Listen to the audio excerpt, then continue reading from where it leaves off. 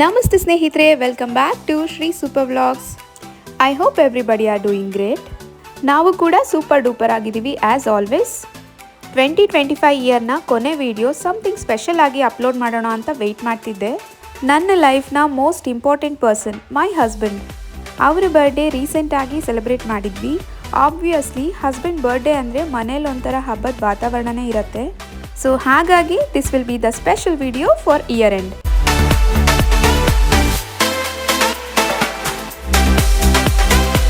So here is my event planar.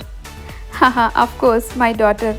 ಮನೆಯಲ್ಲಿ ಯಾರ್ದಾರು birthday ಬರ್ತಿದೆ ಅಂದರೆ ಫಸ್ಟೇ ಎಲ್ಲ ಪ್ಲ್ಯಾನ್ ಮಾಡಿಬಿಡ್ತಾಳೆ.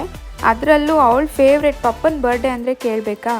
ಅವಳು ಪಾಕೆಟ್ ಮನಿ ಎಲ್ಲ ಕಲೆಕ್ಟ್ ಮಾಡಿಕೊಂಡು ಪಪ್ಪಂಗೋಸ್ಕರ ಒಂದು ಸ್ಪೆಷಲ್ ಗಿಫ್ಟ್ನ ಪರ್ಚೇಸ್ ಮಾಡಿದ್ಲು. ನಾನೇನು ಗಿಫ್ಟ್ ಮಾಡಿದೆ ಅಂತ ತಿಳ್ಕೊಬೇಕಾದ್ರೆ ವಿಡಿಯೋ ಮಿಸ್ ಮಾಡಿದೆ, ಕಂಪ್ಲೀಟಾಗಿ ನೋಡಿ.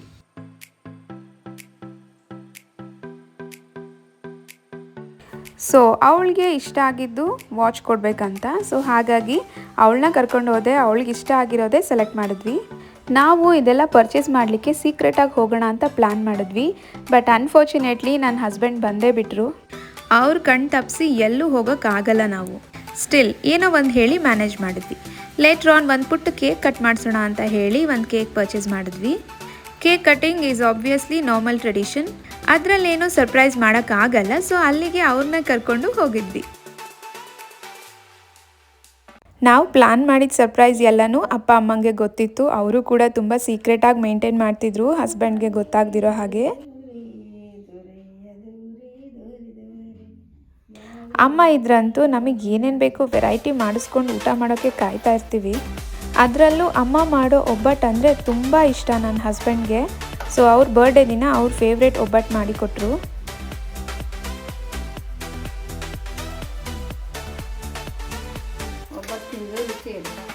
ಓಕೆ.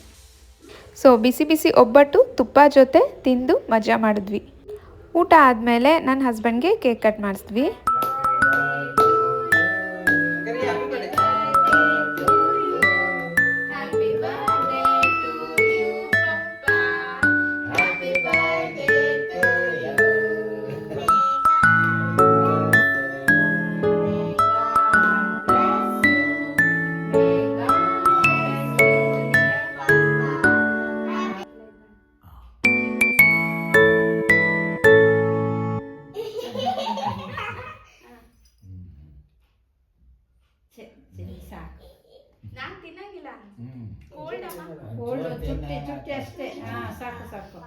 ಕೇಕ್ ಕಟ್ ಮಾಡಿದ ತಕ್ಷಣ ಗಿಫ್ಟ್ ಕೊಡೋಣ ಅಂತ ನಾನು ವೆಯ್ಟ್ ಮಾಡ್ತಿದ್ದೆ.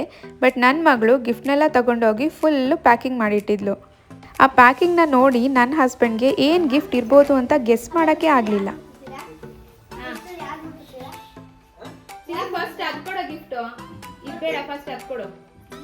ಅದು ಮಧ್ಯಾಹ್ನ ತಗೊಬಂದಿದ್ದು ಎಲ್ಲ ಅದಕ್ಕೆ ಹಾಕ್ಬಿಟ್ಟಿದ್ದೀರಾ? ಹೌದಾ?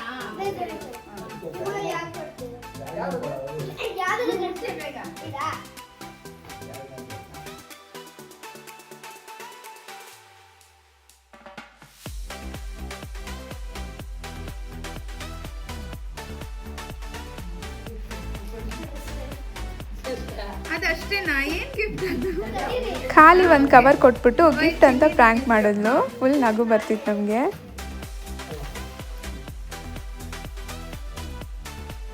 ಫಸ್ಟೇ ಖಾಲಿ ಕವರ್ ನೋಡ್ಬಿಟ್ಟು ಏನು ಗಿಫ್ಟ್ ಇರ್ಬೋದು ನೆಕ್ಸ್ಟು ಅಂತ ನನ್ನ ಹಸ್ಬೆಂಡ್ಗೆ ಗೆಸ್ ಮಾಡೋಕ್ಕೆ ಆಗಲಿಲ್ಲ.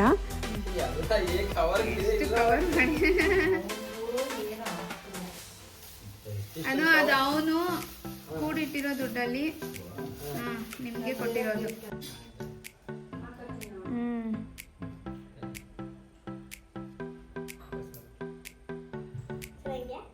ಸೂಪರ್. ನಾನು ಕೊಡಬೇಕಾಗಿದ್ದ ಗಿಫ್ಟ್ನೂ ಕೂಡ ಅದೇ ರೀತಿ ಫುಲ್ ಪ್ಯಾಕಿಂಗ್ ಮಾಡಿದ್ಲು. ಅವಳೇ ಕೊಟ್ಲು. ಕವರ್ ಪ್ಯಾಕಿಂಗ್ ಜಾಸ್ತಿ.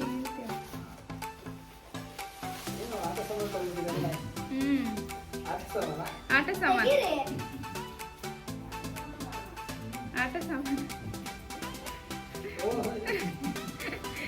ಗೋಬಿ ಮಂಚೂರಿ. ಐಡಿಯಾ ನೋಡು ಇಲ್ಲಿದು. ಆಲ್ಕೋವಾ.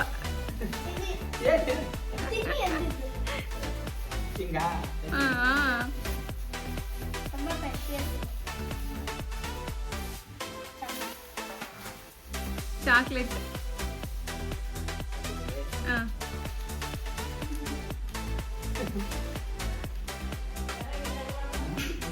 ಸಿಕ್ತು ಕೈಗೆ ಡಬ್ಬ. ಚೆನ್ನಾಗಿದೆ.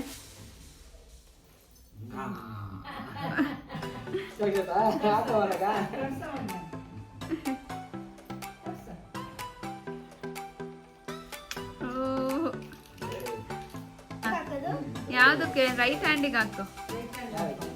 ಅದಕ್ಕೆ ತೆಗೆ. ಪಪ್ಪಂಗೆ ವಾಚ್ ನಾನು ಹಾಕ್ತೀನಿ, ಗೋಲ್ಡ್ ರಿಂಗ್ ನೀವು ಹಾಕಿ ಅಂತ ಹೇಳಿಬಿಟ್ಟು ಎರಡನ್ನು ಅವಳೇ ಹಾಕಿದ್ಲು. ನನಗಿದು ಫಸ್ಟೇ ಗೊತ್ತಿತ್ತು, ಯಾಕಂದರೆ ಅವಳಿಗೆ ಪಪ್ಪ ಕಂಡ್ರೆ ಅಷ್ಟು ಪ್ರಾಣ. ಪಪ್ಪಂಗೆ ಎಲ್ಲನೂ ನಾನೇ ಮಾಡಬೇಕನ್ನೋ ಆಸೆ ಪಾಪ ಮಗಳಿಗೆ.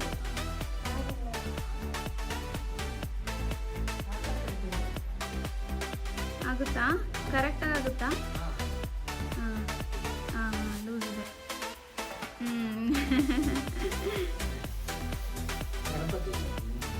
ನೋಡು, ಅವೇ ಸಿಗ್ತಾವ ನಿನಗೆ. ನಾವು 2, 3 ನೋಡಿ.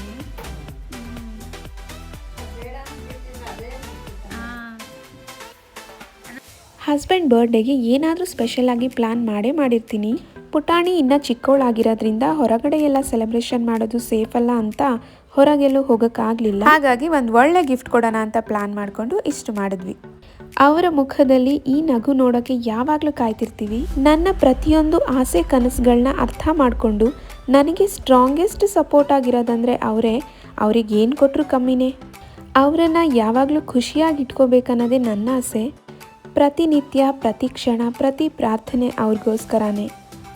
ಸದಾ ಕಾಲ ಸಂತೋಷವಾಗಿರಲಿ.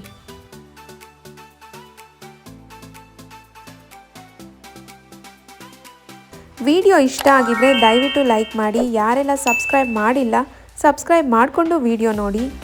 ಹೊಸ ವರ್ಷದಲ್ಲಿ ಹೊಸ ಥರ ವಿಡಿಯೋಸ್ ಜೊತೆಗೆ ನಾನು ಮತ್ತೆ ಸಿಗ್ತೀನಿ. ಎಲ್ರಿಗೂ ಅಡ್ವಾನ್ಸ್ ಹ್ಯಾಪಿ ನ್ಯೂ ಇಯರ್. ಹೊಸ ವರ್ಷ ನಿಮ್ಮೆಲ್ಲರ ಬದುಕಲ್ಲಿ ಹೊಸತನ, ಸಂತೋಷವನ್ನು ಕೊಡಲಿ ಅಂತ ವಿಶ್ ಮಾಡ್ತೀನಿ. Thank you so much for watching.